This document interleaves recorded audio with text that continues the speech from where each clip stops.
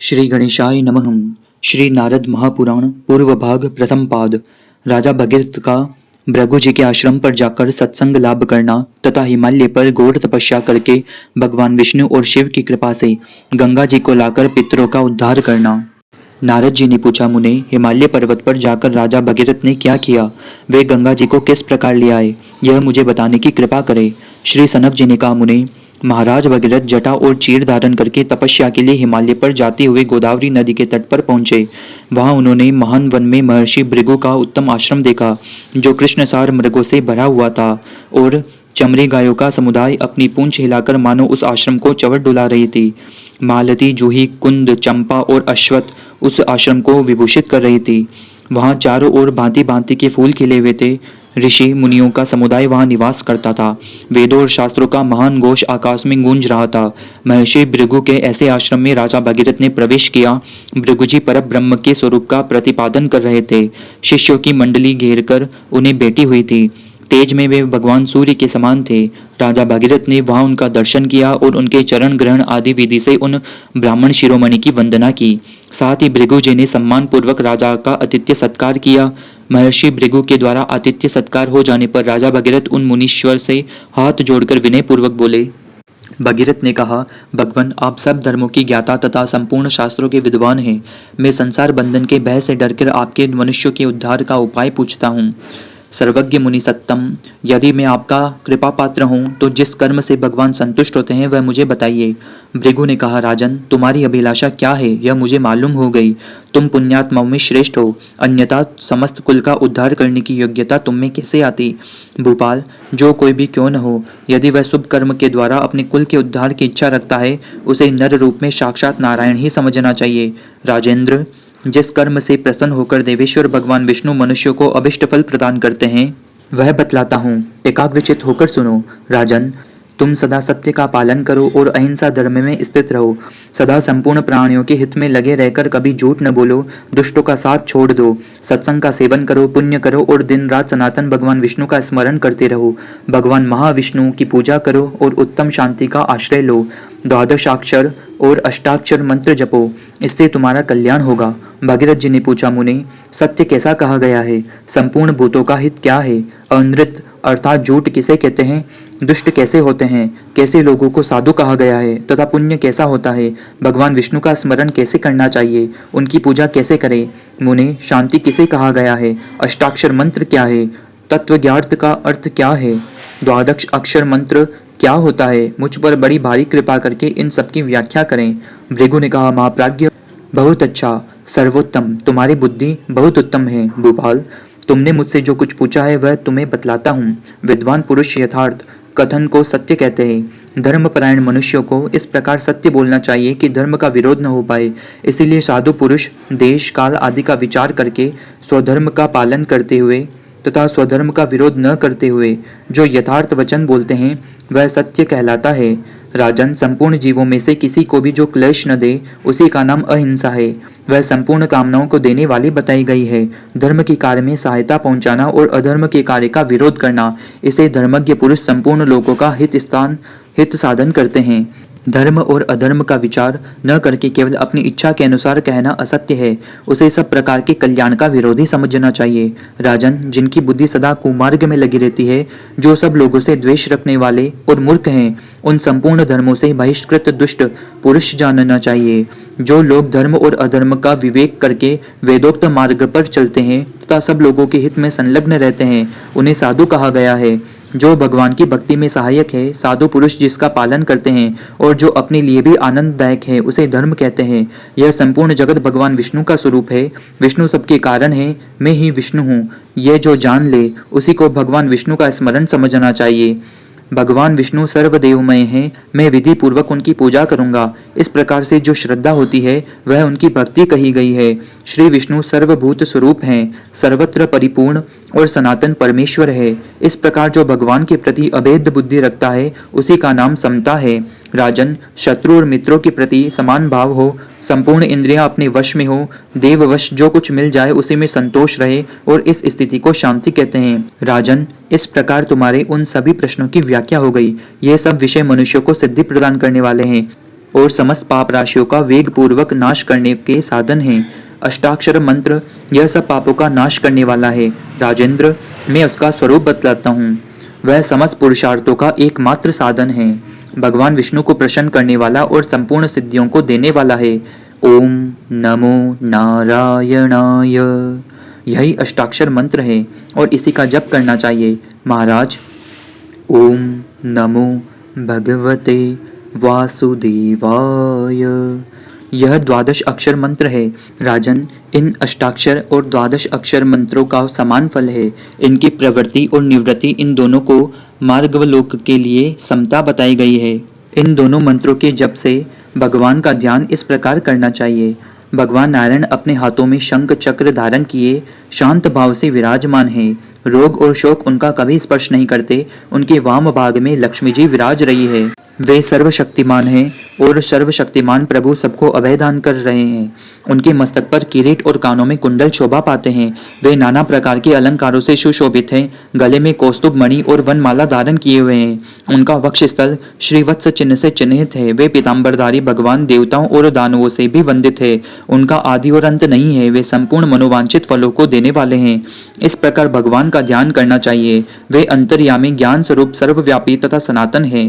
राजा भगीरथ, तुमने जो कुछ पूछा है वह सब इस रूप में बताया गया है। तुम्हारा कल्याण हो। अब सुख पूर्वक तपस्या में सिद्धि प्राप्त करने के लिए जाओ। महर्षि भृगु ने ऐसा कहने पर राजा भगीरथ बहुत प्रसन्न हुए और तपस्या के लिए वन में गए। हिमालय पर्वत पर पहुंचकर वहां के मनोहर पावन प्रदेश में स्थित नादेश्वर महाक्षेत्र में उन्होंने अत्यंत दुष्कर तपस्या की। राजा तीनों काल स्नान करते, कंद मूल और फल खाकर रहते और उसी से आए हुए अतिथियों का सत्कार भी करते। वे प्रतिदिन होम में तत्पर रहते, संपूर्ण भूतों की हितैषी होकर शांत भाव से स्थित थे। उन्होंने भगवान नारायण की शरण ले रखी थी। पत्र, पुष्प, फल, जल से वे तीनों काल श्री हरि की आराधना करते थे। इस प्रकार अत्यंत धैर्य पूर्वक भगवान नारायण का ध्यान करते हुए वे सूखे पत्ते खाकर रहने लगे। तदंतर परम धर्मात्मा राजन प्राणायाम करते हुए श्वास बंद करके तपस्या करना प्रारंभ किया। जिनका कहीं अंत नहीं है या जो किसी से पराजित नहीं होते, उन्हीं श्री नारायण देव का चिंतन करते हुए वे 60,000 वर्षों तक श्वास रोके रहे। उस समय राजा की नासिका के छिद्र से भयंकर अग्नि उत्पन्न हुई। उसे देखकर सब देवता थर्रा उठे और उस अग्नि से संतप्त होने लगे। फिर वे देवेश्वर गण क्षीर सागर के उत्तर तट पर जहाँ जगदीश्वर श्री हरि निवास करते थे वहां पहुंचकर महाविष्णु की शरण में गए और शरणागतों की रक्षा करने वाले देव देवेश्वर भगवान को इस प्रकार स्तुति करने लगे। देवताओं ने कहा, जो जगत के एकमात्र स्वामी तथा स्मरण करने पर भक्तजनों की समस्त पीड़ा दूर करने वाले हैं, उन परमेश्वर भगवान महाविष्णु को हम नमस्कार करते हैं। ज्ञानी पुरुष उनके स्वभावतः शुद्ध, सर्वत्र परिपूर्ण और ज्ञान स्वरूप कहते हैं। श्रेष्ठ योगीजन जिनका सदा ध्यान करते हैं, जो परमात्मा अपनी इच्छा के अनुसार शरीर धारण करके देवताओं का कार्य सिद्ध करते हैं, यह संपूर्ण जगत जिनका स्वरूप है तथा जो जगत के आदि स्वामी हैं, उन भगवान पुरुषोत्तम को हम प्रणाम करते हैं। जिनके नामों का संकीर्तन करने मात्र से दुष्ट पुरुषों के भी समस्त पाप नष्ट हो जाते हैं। जो सबके शासक, स्तवन करने योग्य तथा पुराण पुरुष है, उन भगवान विष्णु को हम पुरुषार्थ सिद्धि के लिए सदैव प्रणाम करते हैं। सूर्य आदि जिनके तेज से प्रकाशित होते हैं, कभी भी जिनकी आज्ञा का उल्लंघन नहीं करते, जो संपूर्ण देवताओं के अधीश्वर तथा पुरुषार्थ रूप हैं, उन काल स्वरूप श्री हरि को हम नमस्कार करते हैं। जिनकी आज्ञा के अनुसार ब्रह्मा जी इस जगत की सृष्टि करते हैं, रुद्र संहार करते हैं और ब्राह्मण लोग श्रुतियों के द्वारा सब लोगों को पवित्र करते हैं। जो गुणों के भंडार, सबकी उपदेशक गुरु हैं, उन आदि देव भगवान विष्णु की हम शरण में आए हुए हैं। जो सबसे श्रेष्ठ, वरण करने योग्य तथा मधु और केटब को मारने वाले हैं। देवता और दैत्य भी जिनकी चरण पादुका का पूजन करते हैं, जो श्रेष्ठ भक्तों को मनोवांछित कामनाओं की सिद्धि के कारण हैं तथा एकमात्र ज्ञान द्वारा जिनके तत्व का बोध होता है, उन दिव्य शक्ति संपन्न भगवान को हम प्रणाम करते हैं। जो आदि, मध्य और अंत से रहित, अजन्मा, अनादि, अविद्या नामक अंधकार का नाश करने वाले, सत्य, चित्त और परम आनंद घन स्वरूप तथा रूप आदि से विद्यमान है, उन भगवान परमेश्वर को हम प्रणाम करते हैं। जो जल में शयन करके नारायण, सर्वव्यापी होने से विष्णु, अविनाशी होने से अनंत और सबके शासक होने से ईश्वर कहलाते हैं, अपने श्री अंगों पर रेशमी पीताम्बर धारण करते हैं। ब्रह्मा और रुद्र आदि जिनकी सेवा में लगे रहते हैं, जो यज्ञ के प्रेमी, यज्ञ करने वाले, विशुद्ध, सर्वोत्तम और अव्यय है, उन भगवान विष्णु को हम नमस्कार करते हैं। इंद्र आदि देवताओं के इस प्रकार स्तुति करने पर भगवान महाविष्णु ने देवताओं को राजर्षि भगीरथ का चरित्र बतलाया। नारद जी फिर उन सबको आश्वासन तथा अभयदान देकर निरंजन भगवान महाविष्णु उस स्थान पर गए जहाँ राज ऋषि भगीरथ तपस्या करते थे। संपूर्ण जगत के गुरु शंख चक्रधारी सच्चिदानंद घन स्वरूप भगवान महाविष्णु ने राजा भगीरथ को प्रत्यक्ष दर्शन दिया। राजा ने देखा सामने कमल नयन भगवान महाविष्णु विराजमान हैं। उनकी प्रभा से संपूर्ण दिगांत उद्भासित हो रहे हैं। उनके अंगों की कांति अलसी के फूल की भांति श्याम है। कानों में झिल मिलाते हुए कुंडल शोभा पा रहे हैं। चिकने गुंगराले केशों वाले मुखारविंद से सुशोभित हैं। मस्तक पर जगमगाता हुआ मुकुट उनके स्वरूप को और प्रकाशपूर्ण किए देता है। वक्ष स्थल में श्री वत्स का चिन्ह और कौस्तुभ मणि है। वे वनमाला से विभूषित हैं। उनकी भुजाएं बड़ी बड़ी हैं।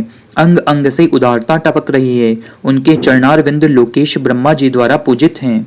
भगवान विष्णु की यह झांकी देखकर राजा भगीरथ भूतल पर दंड की भांति पड़ गए। उनका कंधा झुक गया और वे बार बार प्रणाम करने लगे। उनका हृदय अत्यंत हर्ष से भरा हुआ था। शरीर में रोमांच हो आया था और वे गदगद कंठ से कृष्ण कृष्ण कृष्ण श्री कृष्ण इस प्रकार उच्चारण कर रहे थे। अंतर्यामी जगत गुरु भगवान विष्णु भगीरथ पर प्रसन्न थे। उन भूत भावन भगवान ने करुणा से भरकर कहा, श्री भगवान बोले, महाभाग भगीरथ, तुम्हारा अभिष्ट सिद्ध होगा। तुम्हारे पूर्व पितामह मेरे लोक में जाएंगे। राजन, भगवान शिव मेरे दूसरे स्वरूप हैं। तुम यथाशक्ति स्तुति पाठ करके उनका स्तवन करो। वे तुम्हारा संपूर्ण मनोरथ तत्काल सिद्ध कर देंगे। जिन्होंने अपनी शरण में आए हुए चंद्रमा को स्वीकार किया है, वे बड़े शरणागत वत्सल है। अतः स्तोत्रों द्वारा स्तवन करने योग्य उन सुखदाता ईशान की तुम आराधना करो। अनादि अनंत देव महेश्वर संपूर्ण कामनाओं तथा फलों के दाता है। राजन, तुमसे भली भांति पूजित होकर वे शीघ्र तुम्हारा कल्याण कर देंगे। मुनिश्रेष्ठ नारद, तीनों लोकों के स्वामी देव देवेश्वर भगवान अच्युत ऐसा कहकर अंतर्ध्यान हो गए। फिर वे राजा भगीरथ भी उठे। द्विजश्रेष्ठ राजा के मन में बड़ा आश्चर्य हुआ। वे सोचने लगे, क्या यह सब स्वप्न था या साक्षात सत्य का ही दर्शन हुआ? अब मैं क्या करूं? इस प्रकार भ्रांतचित हुए राजा भगीरथ से आकाशवाणी ने उच्च स्वर से कहा, राजन, यह सब अवश्य ही सत्य है। तुम चिंता न करो। आकाशवाणी सुनकर भूपाल भगीरथ ने हम सबके कारण और समस्त देवताओं के स्वामी भगवान शिव का भक्ति पूर्वक स्तवन किया। भगीरथ ने कहा, मैं प्रणत जनों की पीड़ा का नाश करने वाले विश्वनाथ शिव को प्रणाम करता हूँ, जो प्रमाण से परे प्रमाण रूप हैं। उन भगवान ईशान को मैं नमस्कार करता हूँ, जो जगत स्वरूप होते हुए भी नित्य और अजन्मा है। संसार की सृष्टि, संहार और पालन के एकमात्र कारण है। उन भगवान शिव को मैं प्रणाम करता हूँ। योगीश्वर महात्मा, जिनका आदि मध्य और अंत से रहित अनंत अजन्मा और अव्यय रूप से चिंतन करते हैं, उन पुष्टि वर्धक शिव को मैं प्रणाम करता हूँ। पशुपति भगवान शिव को नमस्कार है। चैतन्य स्वरूप भगवान शंकर को नमस्कार है। असमर्थों को सामर्थ्य देने वाले शिव को नमस्कार है। समस्त प्राणियों के पालक भगवान भूतनाथ को नमस्कार है। प्रभु, आप हाथ में पिनाक धारण करते हैं, आपको नमस्कार है। त्रिशूल से शोभित हाथ वाले, आपको नमस्कार है। संपूर्ण भूत आपके स्वरूप है, आपको नमस्कार है। जगत के अनेक रूपों से ही आपके रूप हैं। आप निर्गुण परमात्मा को नमस्कार है। ध्यान स्वरूप आपको नमस्कार है। ध्यान के साक्षी आपको नमस्कार है। ध्यान में सम्यक रूप में स्थित आपको नमस्कार है। ध्यान से ही अनुभवों में आने वाले आपको नमस्कार है। जो अपने ही प्रकाश से प्रकाशित होने वाले महात्मा, परम ज्योति स्वरूप और सनातन है। तत्वज्ञ पुरुष, जिन्हें मानव नेत्रों को प्रकाश देने वाला सूर्य कहते हैं, जो उमाकांत, नंदिकेश्वर, नीलकंठ, सदाशिव, मृत्युंजय, महादेव, परात्पर और विभु कहे जाते हैं, परब्रह्म और शब्द ब्रह्म जिनके स्वरूप हैं, उन समस्त जगत के कारणभूत परमात्मा को मैं प्रणाम करता हूँ। प्रभु, आप जटाजूट धारण करने वाले हैं, आपको नमस्कार है। जिनसे समुद्र, नदियाँ, पर्वत, गंधर्व, यक्ष, असुर, सिद्ध, समुदाय, स्थावर जंगम, छोटे बड़े, सत असत, जड़ और चेतन सबका प्रादुर्भाव हुआ है। योगी पुरुष जिनके चरणारविंद में नमस्कार करते हैं, जो सबकी आत्मा, अंतर आत्मा, रूपहीन और ईश्वर हैं, उन स्वतंत्र और गुणियों के स्वरूप भगवान शिव को मैं बार बार प्रणाम करता हूँ, बार बार मस्तक झुकाता हूँ। सब लोगों का कल्याण करने वाले महादेव भगवान शंकर इस प्रकार अपनी स्तुति सुनकर, जिनकी तपस्या पूर्ण हो चुकी थी, उन राजा भगीरथ के आगे प्रकट हुए। उनके 5 मुख और 10 भुजाएं हैं। उन्होंने अर्धचंद्र का मुकुट धारण कर रखा है। उनके 3 नेत्र हैं। एक एक अंग से उदारता टपकती है। उन्होंने सर्प का यज्ञोपवीत पहन रखा है। उनका वक्ष स्थल विशाल और कांति हिमालय के समान उज्जवल है। गज चर्म का वस्त्र पहने हुए उन भगवान शिव के चरणारविंद समस्त देवताओं द्वारा पूजित हो रहे हैं। नारद जी भगवान शिव को इस रूप में उपस्थित देख राजा भगीरथ उनके चरणों के आगे दंड की भांति पृथ्वी पर गिर पड़े। फिर सहसा उठकर उन्होंने भगवान के सम्मुख हाथ जोड़े और उनके महादेव तथा शंकर आदि नामों का कीर्तन करते हुए प्रणाम किया। राजा की भक्ति जानकर चंद्रशेखर भगवान महाशिव उनसे बोले, राजन, मैं तुमसे बहुत प्रसन्न हूँ, तुम इच्छा अनुसार वर मांगो। तुमने स्तोत्र तथा तपस्या के द्वारा मुझे भली भांति संतुष्ट किया है। भगवान शिव के ऐसा कहने पर राजा का हृदय प्रसन्नता से खिल उठा और वे हाथ जोड़कर जगदीश्वर महाशिव से इस प्रकार बोले। भगीरथ ने कहा, महेश्वर, यदि मैं वरदान देकर अनुग्रहित करने योग्य हूँ तो हमारे पितरों की मुक्ति के लिए आप हमें गंगा प्रदान करें। भगवान महाशिव बोले, राजन, मैंने तुम्हें गंगा दे दी, इससे तुम्हारे पितरों को उत्तम गति प्राप्त होगी और तुम्हें भी मोक्ष मिलेगा। यों कहकर भगवान महाशिव अंतर्ध्यान हो गए। तत्पश्चात जटाजूटधारी भगवान महाशिव जटाओं से नीचे आकर जगत को एकमात्र पावन करने वाली गंगा समस्त जगत को पवित्र करती हुई राजा भगीरथ के पीछे पीछे चली। मुने, तब से परम निर्मल पापहारिणी गंगा देवी तीनों लोकों में भागीरथी नाम से विख्यात हुई। सगर के पुत्र पूर्व काल में अपने ही पापों के कारण जहाँ दग्ध पड़े हुए थे, उस स्थान को सरिताओं में श्रेष्ठ गंगा ने अपने जल से प्लावित कर दिया। सगर पुत्रों की भस्म ज्यों ही गंगा जल से प्रवाहित हुई, त्यों ही वे निष्पाप हो गए और पहले जो नरक में डूबे हुए थे उनका गंगा जी ने उद्धार कर दिया। पूर्व काल में यमराज ने अत्यंत कुपित होकर जिन्हें बड़ी भारी पीड़ा दी थी, वे ही गंगा जी के जल से उनके शरीर की भस्म आप्लावित होने के कारण उन्हीं यमराज के द्वारा पूजित हुए। सगर पुत्रों को निष्पाप समझकर यमराज ने उन्हें प्रणाम किया और विधि पूर्वक उनकी पूजा करके प्रसन्नता पूर्वक कहा, राजकुमारों, आप लोग अत्यंत भयंकर नरक से उद्धार पा गए। अब इस विमान पर बैठकर भगवान महाविष्णु के धाम में जाइए। यमराज के ऐसा कहने पर वे पाप रहित महात्मा दिव्य देह धारण करके भगवान विष्णु के लोक में चले गए। भगवान विष्णु के चरणों के अग्रभाग से प्रकट हुई गंगा जी का ऐसा प्रभाव है, महापातकों का नाश करने वाली गंगा संपूर्ण लोकों में विख्यात है। यह पवित्र आख्यान महापातकों का नाश करने वाला है। जो इसे पढ़ता है या सुनता है वह गंगा स्नान का फल पाता है। जो इस पवित्र आख्यान को ब्राह्मण के सम्मुख कहता है वह भगवान विष्णु के पुनरावृत्ति रहित धाम में जाता है। श्री नारद महापुराण की जय।